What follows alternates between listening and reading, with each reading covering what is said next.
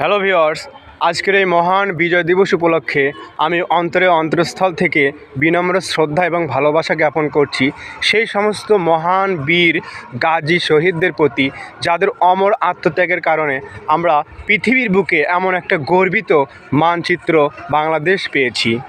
তাদেরকে আমরা শ্রদ্ধার সাথে স্মরণ করছি।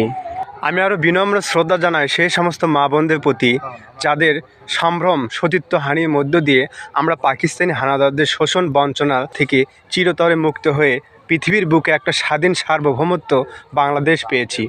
শ্রদ্ধার সাথে স্মরণ করছি সেই সমস্ত মা বোনদেরকে, যারা তাদের নাকফুল হারিয়েছে, যারা তাদের স্মৃতির সিঁদুর এবং শাখাপোলা হারিয়েছে আমাদের এই মহান স্বাধীনতার জন্য।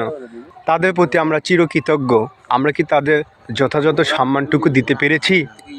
আমরা দিতে না পারলেও মহান আল্লাহ যেন তাদেরকে উত্তম প্রতিদান দান করেন। আমিন।